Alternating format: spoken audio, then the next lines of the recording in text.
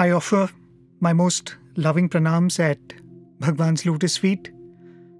I pray to Swami that he gives us all the understanding that it is Swami who speaks and it is Swami who listens through each one of us.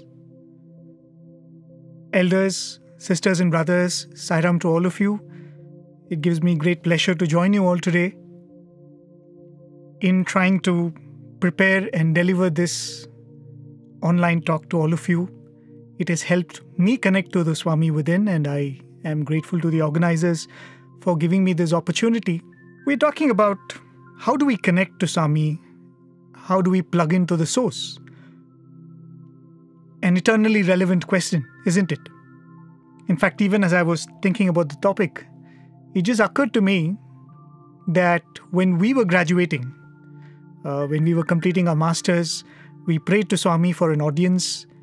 We wanted to have an exclusive time with Swami to express our gratitude and also to have a few moments that we would cherish for the rest of our lives because we were leaving his physical presence. And very interestingly, I just remembered that the entire discourse that Swami delivered that day was on this theme of connecting to Swami, or how do we feel Swami's presence even after we move away from his physical presence. Much of what I'm going to be sharing today is what Swami told us on that day.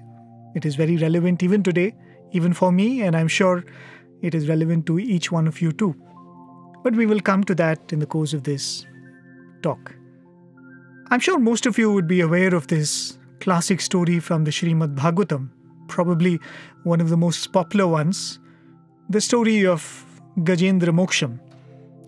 You had this elephant king who is caught by a crocodile when he goes to drink water in a pond. And then he calls out to the Lord, and the Lord comes running. I'm cutting short the whole story and just giving you the gist with the belief that most of you are familiar with the story. But the description of how the Lord responds to this call is very interesting and very beautifully captured by various poets and writers of the Bhagavatam. They say how Lord Vishnu gets up from his seat. He's playing a game of chess with Mother Lakshmi. But he gets up and he runs. He forgets to take his upper cloth. He forgets to take his weapon because he's going to protect a devotee. He might need that. He even forgets to call for Garuda, his vehicle. And that's how he rushes to protect Gajendra. Whenever you listen to the story, at least whenever I listen to the story, I wonder, how do you call Swami this way? How do you call him in such a way that he's ready to drop everything and come running to you? There is a beautiful Chinna Katha that Swami narrates in reference to this Gajendra Moksham episode. There was a king. In his court, a Bhagavata, one who gives discourses on the Bhagavatam, was giving a recital, and he was talking about this very episode of Gajendra Moksham. And listening to his narration, the king had a doubt. The king very humbly stopped the Bhagavata and asked him, I have a doubt. Will you be kind enough to answer this? Clear this doubt for me. And the king asked, this elephant called out and Lord Vishnu came running. It is said that the Lord resides in Vaikuntha or heaven. So my question is, what is the distance between earth and Vaikuntha? The Bhagavata was a bit tensed. He was taken aback by this question from the king. So he started flipping through his books, hoping that there would be some number, some reference which he could put in front of the king. But unfortunately, there was no way he could tell the king the exact distance between earth and Vaikuntha. The king turned to the other scholars in the court. Everyone put their head down. He turned to the wise ministers that were in his court, and nobody came forward to answer the king. The king was very disappointed. He said, this is such a simple question. I thought one of you would be able to help me with an answer. Swami narrates in the Chinna Katha that the servant who was standing behind the king and who was fanning the king, he came forward and said, "My Majesty, if you don't mind, can I tell you what I think is the answer?" The king was surprised, in this hall full of learned men and scholars, no one had the answer, but here is this humble servant who seems to be brave enough to come forward and give an answer. So he turned to his servant and he asked, "So what is it? What do you think is the answer?" Then the servant said, "Your Majesty, the elephant king called and Lord Vishnu came running. So it only means that the distance Vaikuntha is from heaven is just as far as an elephant's call can reach." A simple answer, but Swami would say in that lies the greatest truth. God is always just a call away. He is only as far as your call can reach. So then comes the question, should I shout? Should I scream? Should I sing on the top of my voice? Or should I use some device to call him? Should I use a loudspeaker? How loudly should I call him? I'm reminded of a very beautiful episode which was narrated to me by my teachers in college, must be. This happened in the Purnachandra auditorium. There was this music program which was in progress. Swami was seated in front in the D and he was watching this program. And many of you may be familiar with his name. The program was being done by P. Sushila and another great legendary singer, S. Janaki. And the piece that was being performed was by S. Janaki. Janaki Amma had one very interesting talent. Apart from being one of the sweetest singers you would ever hear, she also had this ability to mimic different voices. So she could sing like a small child, she could sing like an elderly lady, she could sing like a man, she could, of course, sing with her natural voice too. So she could sing in all these different tones. So she was presenting a song which was actually a story of a great devotee of Lord Venkateshwara. And this lady was old by that time that this event happens. She had this practice of making this pilgrimage to Tirupati every year. And every year she would walk up that Tirumala or the mountain. And that used to be her sadhana. She would walk up that mountain and have darshan of the Lord. With years, with advanced age, she couldn't do that trek anymore. People advised her against it, but she said, "No, this is a promise that I make to my Lord that I will come every year to see him." So she says, "I must go." So she takes this treacherous trek up the mountain, and midway she finds that she's not able to take a step forward. She's absolutely exhausted, and she's sitting by the wayside, unable to take even a step forward. And in that state, she starts crying and she says, "Oh, Lord Venkateshwara, I thought I'll come and see you, but here I am too old to make this journey." So this entire episode was being presented in the form of a song. So Janaki Amma would sing like an old lady. She would sing like the way, the other pilgrims would come and try to help her, and all of this in song. The story goes that Lord Venkateshwara looks at this plight of this devotee, and he comes in the form of a little boy. And he comes to this lady and says, "Grandma, what are you trying to do? Where are you trying to go?" And then she says, "I want to go and have darshan of Venkateshwara." And the little boy says, "But you're too old for that." And the little boy tries to dissuade her by saying that, "Don't you know he's everywhere and you don't have to go anywhere to have his darshan?" And she says, "I know all that, but I would like to go and have darshan of Lord Venkateshwara, my Ishta Devata, my deity." So this little boy then helps this old lady to make that rest of the journey, and she eventually goes and has the darshan. I don't know the exact story. She eventually realizes that it's the same Lord whom she was worshipping and adoring and wanting to have the darshan of, who had come in the form of that little boy. In the crowd, deep in the crowd. You all have been to the Purnachandra Auditorium, or at least have had a glimpse of it. So right in the middle of the hall was seated this devotee of Swami, who was listening to these renderings, was watching this whole presentation, and in a devotional fervor, she closed her eyes and she said, "Swami, that lady called and you came. That elderly devotee called for you and you instantly came in the form of that little boy." And closing her eyes with tears brimming, she said, "Swami, I am calling you now. Will you come?" And all this she was speaking to herself. With closed eyes, with her mind's voice, she was saying, "Swami, I am calling you now. Will you come? I am calling you now. Will you come?" In the next few seconds, she found that there was a commotion around, and she looked around. Everybody was attentive and moving around, and she opened her eyes to realize that Swami had got up from his chair and Swami was walking around. And for those of you who've been in a situation like that, you know how wonderful it is. When suddenly Swami decides to give another round of darshan, everyone's excited. Will Swami come this side? Will I be able to give my letter to Swami? So the restlessness around the hall, she was completely absorbed in what was happening there. And even as she was seeing, Swami parted the crowd and walked straight to where she was seated. And in all this excitement and commotion, she probably had lost the context of what was happening, why Swami was doing this.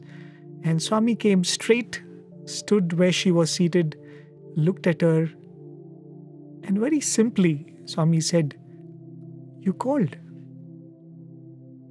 You called, and I've come." How far is he? How distant is he? Do we need to shout? Do we need to scream? Do we need to go somewhere?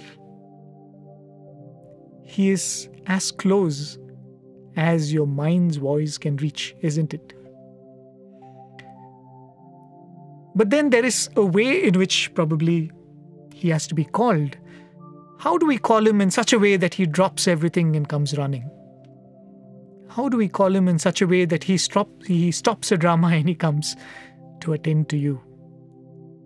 As devotees, we all would be most happy to be equipped with that ability, right? I called and he came.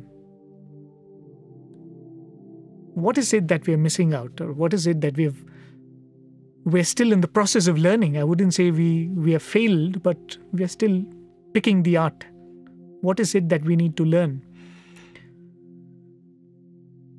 Going back to that interview I was talking to you about in the beginning, where Swami was talking to all of us before we were graduating. Swami showed the letter in his hand. He had collected a few letters before he came and sat there, and Swami showed us one of the letters, and Swami said, "Even this paper is God." No, we were just kind of showing that and said, "Even this paper is God. But you don't realize it. And because you don't realize it, you treat it like a paper." Similarly, everything in the world, everything around you is God, is Swami. But because you don't have that bhavam, you don't have that feeling that He is everywhere and He is everything, your experience is different. Swami then went on to say that if you are able to immerse yourself in this thought, that He is here, He is everywhere, He is everything, that will eventually become your experience. And there is no doubt about it. And Swami himself said, "But you might ask me, how long will it take to reach that state?" Swami said, everything takes time. Even a small child takes 9 months to be born. And having been born, it takes years to start walking, few more years to start speaking, and many more years before he or she becomes useful to the society, isn't it? Everything takes time, and even this will take time. But if we are able to immerse ourselves in that thought, that He is not far, He is near, He is not elsewhere, He is right with me, everything around me is Swami, That experience is only waiting to happen. Having said that, I think that's an experience which will eventually come. I'm not saying that that should be our goal right now. I should have that experience tomorrow. That is the larger experience that we're all working towards, and I'm sure at some point it will come. Talking about connecting with Swami, why do we really want to connect with Swami? When we talk about plugging to the source, connecting to Swami and having a heart-to-heart connection with him, name it however you want to, why do we aspire to connect with Swami? And when we say connect, what are we connecting? Is it the physical connection? It is said that sparshanam papa vimochanam, if I'm right. Yes, touching Swami physically, when we have the opportunity to have his Pad Namaskar, to hold his hand, to touch the hem of his robe, it meant a lot. But is that the kind of connect we are talking about? Connecting physically with Swami? In that interview that Swami gave us, Swami made a very beautiful point. We were a class of about 100-odd students. So you could imagine we filled the bhajan hall that day, and probably 3 or 4 of us had the opportunity to sit around Swami's feet, who also grabbed the opportunity to perform Padaseva for Swami. So Swami looked at those boys and Swami said, see these boys now, they are pressing Swami's feet. And they are feeling very happy about this opportunity, right? Who wouldn't be? Swami said they are having a lot of ananda because they're able to press Swami's feet. But imagine if they had to do this for somebody else, some other old person or someone to whom you have to offer this service. Would you be as happy? And Swami went on to say they are happy because they believe, they think that they are doing this to Swami. And Swami went on to say, isn't everything only in the mind? If you believe, if you think, if you are convinced, then the experience follows. So when we are saying connecting with Swami, we are not talking about connecting physically. In fact, even if you were to draw the analogy of gadgets, which we charge, which we plug into a power source, even technologically we are moving towards a wireless scenario, isn't it? We are even talking about over-the-air wireless charging, not even contact wireless charging. So even technologically, we're moving to a state where there is no physical connect or physical plugging in. So what is that connecting that we're talking about? What do we have to connect with Swami? Isn't it just the mind? Isn't this mind that needs to be connected with Swami? Because it is with this mind that we are constantly doing all our activities. It is this mind that we are taking it into the world for our everyday activity. It is the mind that loses peace of mind. It's the mind that loses it, isn't it? It's the mind that struggles to make decisions. It's the mind that gets clouded. So all the time when we talk about connecting to Swami, we are talking about connecting the mind to Swami and benefiting out of that connection in the everyday activities that we carry out. When I was doing this program on radio called Answering Booth, if some of you are regular listeners of Radio Sai, you might know I did get a good number of questions from Australia too, from listeners in Australia. So when I was doing this program, I got a very interesting question. I'm not too sure of the age of the boy, maybe 10-year-old or 11-year-old Balvika's child, who asked me this very beautiful and pertinent question. And even as I was answering him, I said that I thank him for asking this question, because as much as he needed the answer, so did I. And the question that he asked was very simple. When I was telling you, Swami said you should immerse your mind in Swami. You should immerse your mind in thoughts of Swami. This boy asked me this question. My teacher tells me that I should give my mind to Swami. How do I give my mind to Swami? what should I do to give my mind to Swami?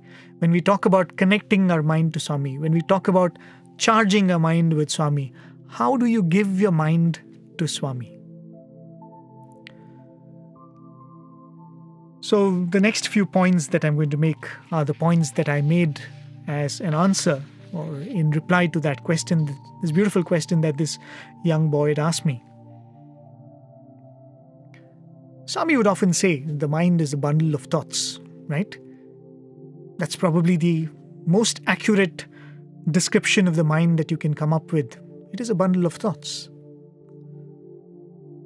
So if you were to ask this question of how do I give this mind to Swami, the simplest answer that you can come up with is as many thoughts in a day are of Swami, that much you've given your mind to Swami, isn't it?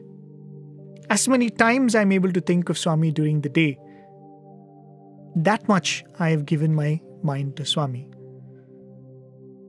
When we were children, when we were growing up in an Indian city, I would often see my parents and elders do this, that when we are traveling by bus or when you're traveling by car, whenever there would be a temple, and being secular, it doesn't matter whether it's a temple or a mosque or a church, any place of worship, whenever you cross that, we had this habit, or I would see them do this, either just a silent namaskar or something like that. I don't know what that even means. So I would observe my elders do that, and as a child I wanted to do it myself too, but I also wanted to resolve in my mind, why do we do that? And if you've been to any of the South Indian cities like Bangalore, Hyderabad, Chennai, you'll know that every corner would have a temple. If not a proper temple, there would be an enclosure in the wall and there will be a Ganesha idol there, or there would be a lingam there, right? So when you drive from one place to the other, you're constantly looking at these temples and you're offering your pranams. And the thought that it came to me, and because of which I think I also embraced that habit, is it's as simple as this. As many times as you're able to think of God in a day, it is good. As many thoughts in your mind can be replaced by thoughts of God, that much you benefit. Because as Swami would say, the mind is a monkey mind. It's in this thought at this moment, and next moment it's in some other thought. But the mind also has a limitation which you can make good use of, and that limitation is it can think only one thought at one moment. So if this one moment I'm able to think of Swami, there is no way I can go back to this moment and replace that thought of Swami. That moment has been fulfilled by me thinking of Swami. I have perfected that one moment because at that one moment my thoughts were on Swami. So one of the first things that we can do is as many times in a day can we think of Swami. And one of the best techniques for that is make thinking of Swami a habit. Attach this idea of recalling Swami with every activity that you do. As Swami would say, when you wake up, you pray. I was going through a discourse yesterday where Swami said, when you're having bath, chant the Gayatri mantra. It is like doing Abhishekam. Just before you eat your food, you say Brahmarpanam. You finish your food, thank Swami for the food. Before you go to sleep, pray to Swami. And every temple and every gopuram that you see, take it as a moment to remember Swami. So you make remembering Swami or connecting with Swami as a habit by constantly attaching it to different activities that you do. And that's one of the things that Swami taught us in the hostel, right? You wake up and there's a prayer. You go to the dining hall, there's a prayer. We have you have a match in the ground. We start with a prayer. We have a meeting, we start with a prayer. Then before we go to bed, we have a night prayer. So the best way, because you're going to have a life that is filled with the activity, and many times the activities are routine. So attach thinking of Swami to your routine. Make thinking of Swami a habit. In fact, interestingly, when we were talking to some of the old devotees who came to Swami in the 40s and 50s, they would say that the initial years, in Prasanthi Nilayam, before the Prasanthi Nilayam was even built, when they were all living in Pathamandir. There was no darshan time, there was no interviews, there were no prayer sessions, there were no bhajan times, because they were with Swami the whole day. They would wake up with Swami, they would dine with Swami, they would go to bed with Swami. They would spend the entire day with Swami, and the 3 months or 1 month they would spend in Puttaparthi was filled with Swami, right? So there was no routine in the ashram. And many sadhakas who came at that time were a bit disappointed that this place did not have the rigor of an ashram. But then Swami said, you don't need it, because the idea behind any of these things is to connect with God, and here I am, available to you every day, every moment of every day. And interestingly, all of these disciplines that we talk about, Omkaram, Suprabhatam, Bhajans, and night prayers, even in the ashram, all of these disciplines came when Swami started traveling, and when there were devotees who would stay back in the ashram. Interestingly, Swami gave us these disciplines, these periodic prayers, so that we can stay focused on Swami, connected with Swami in the absence of that physical form. Living in that physical presence, you did not need any of these tools. Because as Swami said, in your mind, you have the idea that I am staying with Swami, I am with Swami. But when the mind is not convinced of that, I am not able to look at this camera I'm looking at and say that it is Swami. I'm not able to look at this setup here and say this table is Swami, that system is Swami. Because I am not in that frame of mind still. I need this tool of discipline. And that is why this periodically finding ways of connecting with Swami becomes very, very important, right? In fact, talking of gadgets, in fact, many of these tech reviewers will tell you that even when it comes to charging a mobile phone, a smartphone, or a smart device, it is always better to follow a pattern. Instead of charging it whenever you need it or whenever it runs out of charge, they would say that follow a set pattern. Either put it for charge every night or put it for charge for 1 hour every morning, and follow the same pattern, and that'll save your battery. I think same is the case with the mind too. If you discipline the mind will automatically think of Swami, and these will all become trigger points that allows you to think of Swami. That brings me to the second point, and that point is, you don't want thinking of Swami to become a routine also, right? You want it to become a routine, but you don't want it to become a dry routine that does not involve your feeling, isn't it? When you think of Swami, you want to think of him with love, and you want to feel connected to Swami, right? And that is where occasions like what we are involved in right now comes into play. When we are able to come together in Satsang, when you're able to interact and spend time with people who are like-minded, with whom when you sit, you're able to think of Swami, when you're able to connect with Swami. Satsangs, bhajans. In fact, talking about bhajans being a means by which you're able to reconnect with Swami. The first devotees who came to Swami in the 40s, when they went back to their homes, the devotees from Bangalore, they were desperate to recreate that moment that they spent in Swami's presence. That magical few weeks that they had in Swami's presence, they wanted to go back to that. Not physically, they had to wait for a few months before they were able to physically be back with Swami. But they wanted to do it in their own place, in their own lives. And that is how they started this tradition of Thursday Bhajans, which eventually became Samiti Bhajans, Center Bhajans, Akhanda Bhajan once a year, and Shivratri Bhajans. It all started with this desire of how do I keep this flame of love in my heart glowing. So one, make thinking of Swami a routine. Attach it to your habits that you already have. And the second point is, whenever possible, be in the midst of those who are able to love and connect with Swami the same way you do.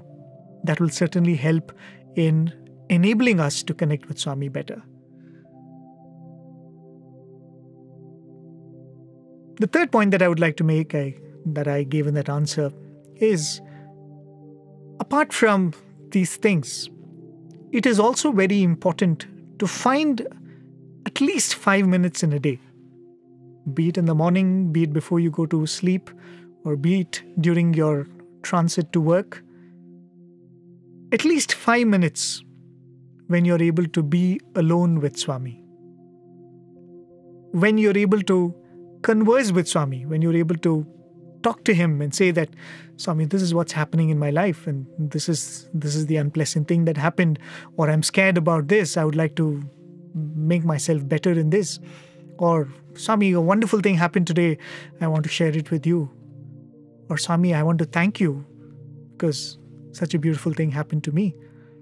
Just 5 minutes in a day, if we are able to sit with Swami all by ourselves and open our hearts and make Swami the dearest friend with whom we can share and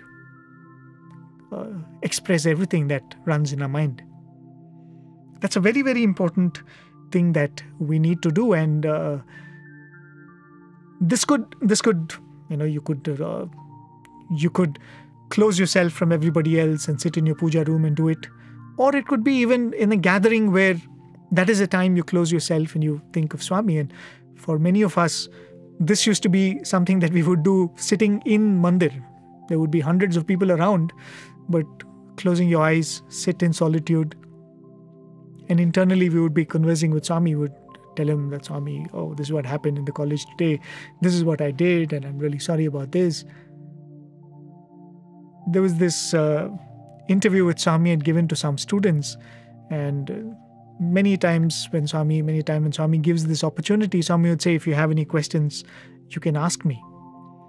So one of the students asked this question to Swami, and he said, Swami, we follow all of these disciplines in the hostel. The toughest discipline is waking up early in the morning, Suprabhatam at 5 o'clock. And if you're not accustomed to that habit, to wake up early in the morning and sit in a dim lit hall in the cold winter of Vrindavan, it is very, very difficult to stay awake and think of Swami and chant Suprabhatam. And I know how difficult that is, having experienced that. So this student was saying, Swami, it's very difficult this morning Suprabhatam. Why is it important to do this morning Suprabhatam? Swami gave an answer which was, should I say it was humorous, it was bang on, should I say it was playful? Swami looked at this boy and asked him, he said, when you wake up in the morning, do you have the habit of clearing your bowels? Do you answer nature's call every morning? This boy must have been a bit embarrassed, and he said, yes, Swami, that's part of the morning routine.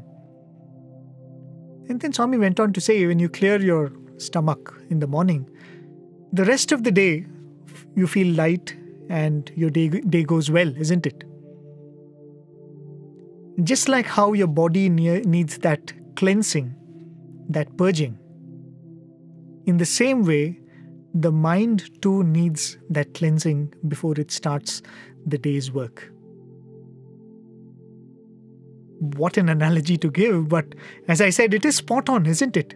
Swami does not mind equating praying to Swami to clearing your stomach, as long as it gives you the right input, isn't it? But what a very important and beautiful point that Swami is giving, that 5 minutes that we are able to give Swami. It would be, of course, best if it is in the early morning hours. If you're able to give that 5 minutes to Swami, the impact it would have on the 24 hours of the day is something that can be experienced by each one of us. And some of you who are already practicing it can vouch for it. Just that 5 minutes of opening ourselves to Swami. And when we say opening ourselves to Swami, that brings me to the next point, the fourth point, and that is, what do you open to Swami? Are you going to sit there and just tell him all the right things that you did, all the good things that you did? Or are you only going to pray and praise Him? Most importantly, I think we should open up our weaknesses to Swami. We should be able to look at Swami and say, Swami, these are the mistakes I did yesterday. Or these are my failings. I keep failing this in these situations every day and every time it happens.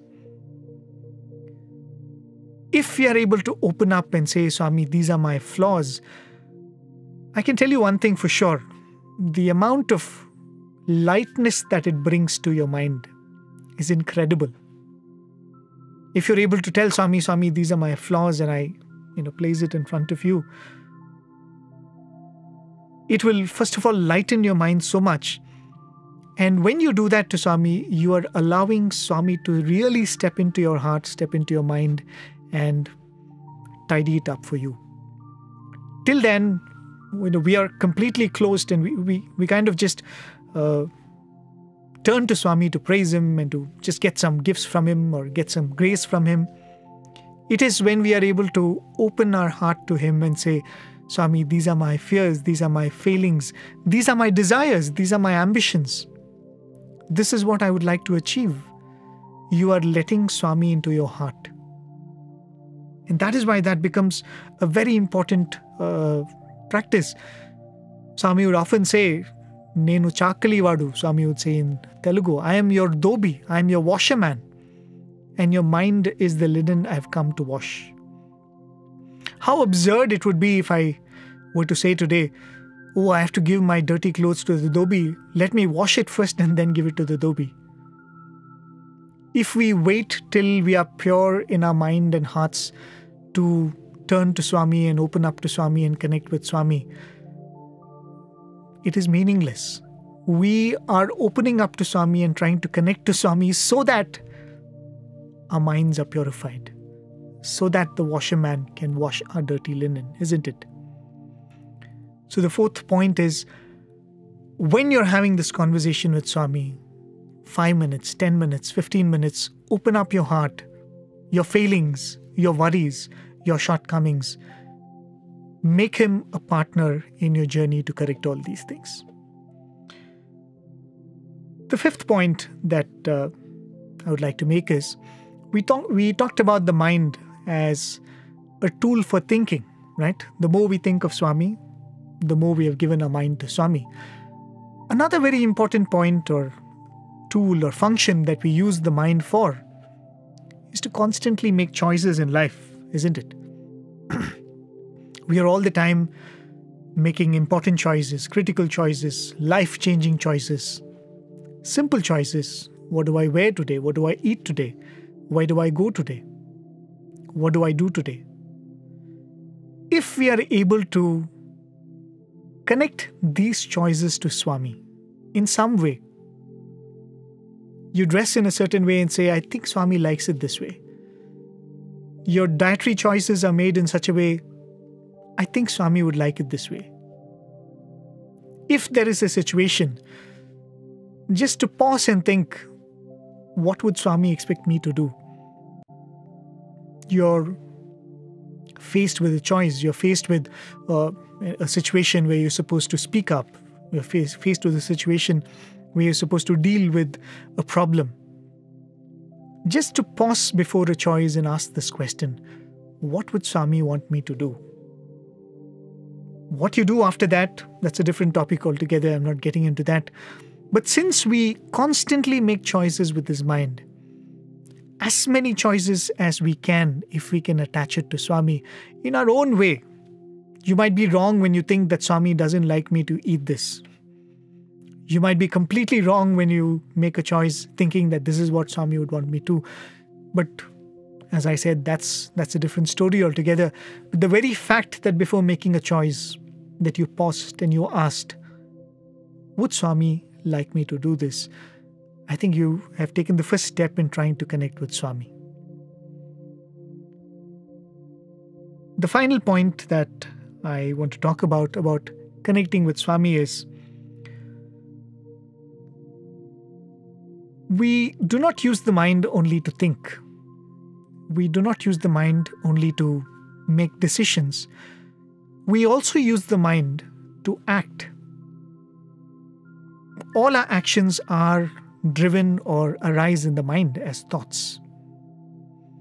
And in our mind, we have this distinction that this work is my personal work, this work is official work, and similarly, we have this idea that this work is Swami's work.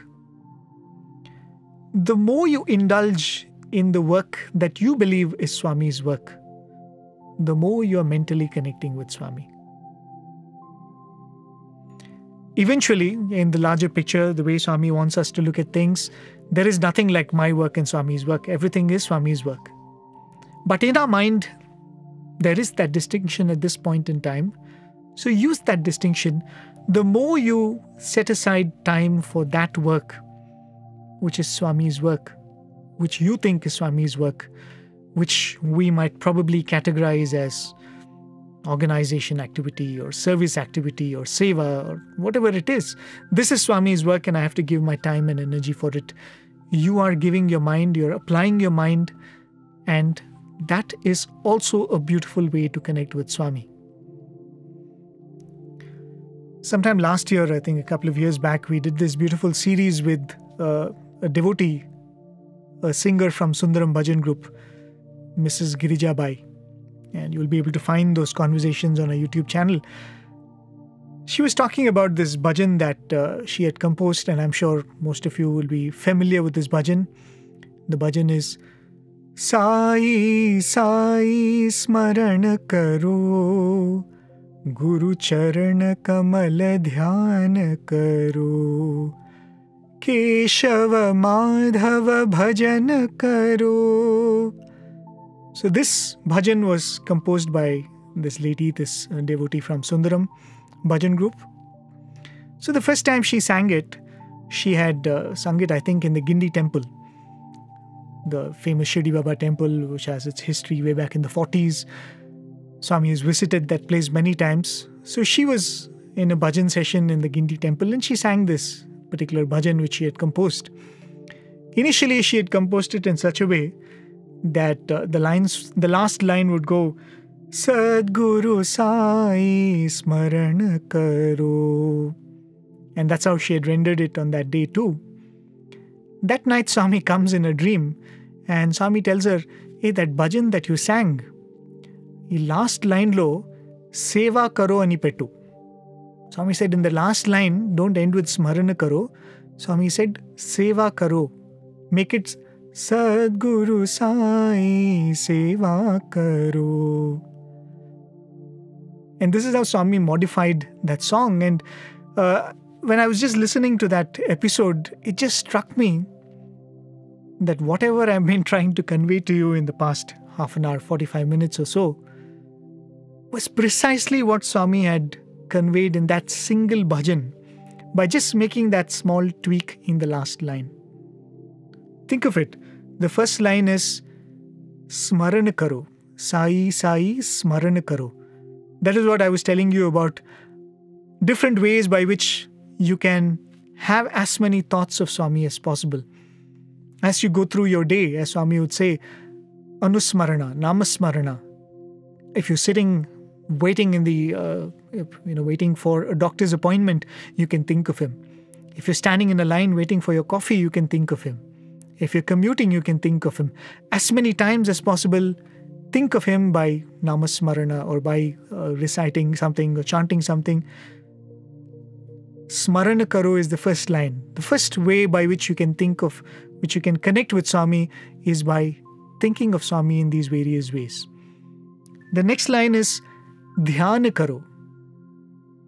Guru Charan Kamal Dhyana Karo. Dhyana is something that you do in solitude. Dhyana is something that you don't do in a congregation. You do it alone, isn't it? That covers what I was telling you about conversing with Swami, about having an exclusive time with Swami that could be just 5 minutes or 10 minutes in a day. A day where you're not disturbed by anybody else or anything else. You're completely given it one-pointedly to Swami. The next way to connect with Swami is Dhyana Karo. The third line of that bhajan is Keshava Madhava Bhajan Karo. The word bhajan, of course we use it for singing, devotional singing. But the word bhajati actually means to love, to adore. So bhajan means singing in adoration, in love. So bhajan karo, you can actually make it a little, you can expand the context of that and say, to do everything that will enable you to love Him more. Speak about Him. Listen to somebody speaking about Him. Come together and sing His praises. Sing, immerse yourself in music that will make you fall in love with Him. So the third way in which you can connect to Swami is Keshava Madhava Bhajan Karo. And the only thing that was missing, which Swami corrected in that bhajan, was there was no mention of doing Swami's work. And Swami said, Sadguru Sai Seva Karo. The other way of connecting to Swami is do that activity which you think, which your mind believes is Swami's work. Till a point where that distinction goes away. But right now we believe that going to the Samiti and putting up the garland on Swami's photo is Swami's work. Right now we believe going and giving blood in a blood camp, donation camp is Swami's work. We believe going and serving food to the homeless is Swami's work. Do that, it's all right. Any work that your mind thinks is Swami's work, if you do, your mind is connecting with Swami. How beautifully Swami has captured the whole thing in a manner which I am trying to convey in so many minutes. So those are the 6 or 7 points, I think 6 points I have covered, ways by which you can connect with Swami, and I am sure that whatever I have said, there is absolutely nothing new in it, because there is nothing new. The means of connecting to Swami are eternal. The only thing that is left is practice, right? But before I conclude, I probably will just take a couple of minutes more. All of what we spoke of till now is about connecting with Swami, plugging into Swami, recharging our mind, rejuvenating our mind, so that we can go into the world and perform our activities in the world, so that I can make better decisions, so that my mind is clear and unclouded. I can speak the way I'm supposed to, not get carried away by the moment. All of this is meant so that I can go out and do well in my profession, in my family life, in my college life, in my school life. But this is only one stage of a spiritual aspirant's journey. As devotees, slowly and surely we should move to the second stage, where connecting to Swami is not the means and the world and performing well in it is not the ends, but connecting to Swami is the ends.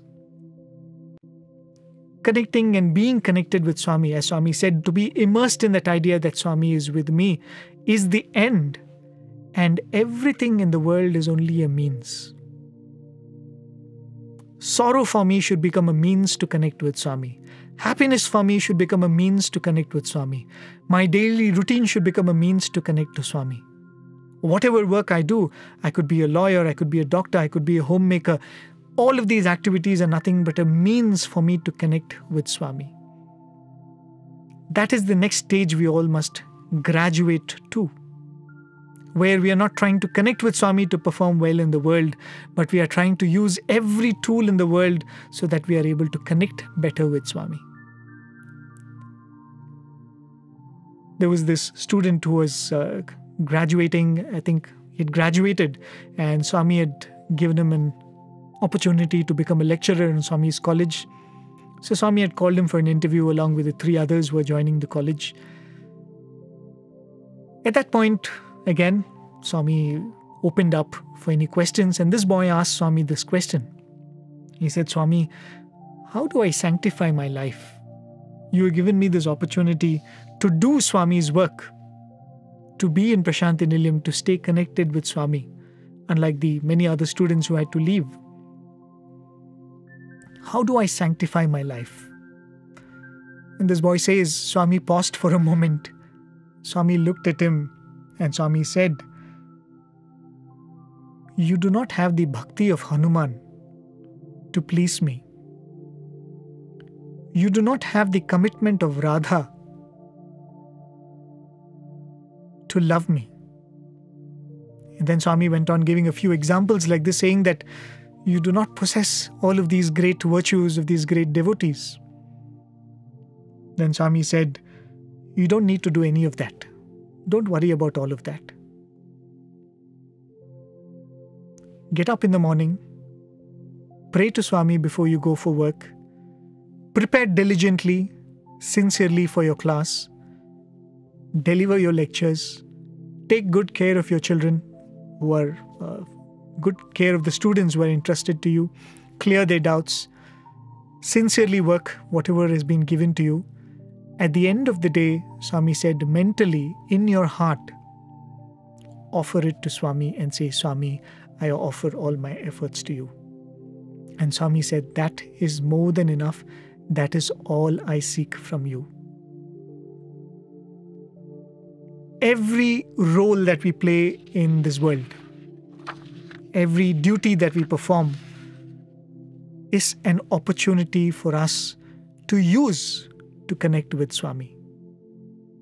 To reach that ultimate state where Swami says that you don't think that Swami is here and not here. Swami is not responding or Swami cannot be reached. Everything around you is a tool for us to reach that state where we are constantly connected with Swami. I would like to conclude by reading out a few lines. A prayer. We all would love to have a prayer that helps us connect with Swami. But here is a prayer that is written by none other than Swami himself. And interestingly, this is a prayer that Swami wrote to Professor Kasturi during Swami's birthday celebrations in the year 1962. And this prayer, the essence of it is the feelings of a devotee who is waiting to make that connection with Swami.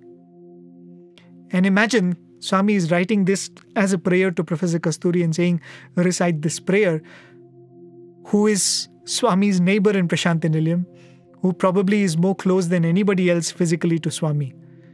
Even to him, this prayer was relevant. Even to you and me, this prayer is relevant. So I would like to conclude by reading these lines. I think the prayer was originally written in Telugu, which Professor Kasturi beautifully has translated into English. And this is what Swami had written as a prayer in that letter. Hoping you will guide me this day or the day after, I await your call from day to day. Hoping you will give darshan, but afraid you may not, I am all alert from hour to hour. Hoping you will come to me straight this very instant, I am watching and praying ever and on. Hoping you'll smile at me at last, though not at first, I am longingly gazing with thirsty eyes. I shall stand and stay in deep distress until my day of bliss does dawn. I am yours, your own, though exiled afar. Dear Father mine, do heal your child. I take this opportunity to express my deep sense of gratitude to Swami, who knows that more than anybody else, people like me need this opportunity to be able to connect to Swami again and again. And every time he gives us an opportunity to connect with devotees, he is giving us the greatest opportunity to connect with him. I can't thank him enough and I can't express my gratitude enough for that. I take this opportunity to express my gratitude to each one of you for your beautiful company this evening. And I most humbly offer this at Swami's lotus feet. Thank you. Take care. Keep safe. Jai Sai Ram.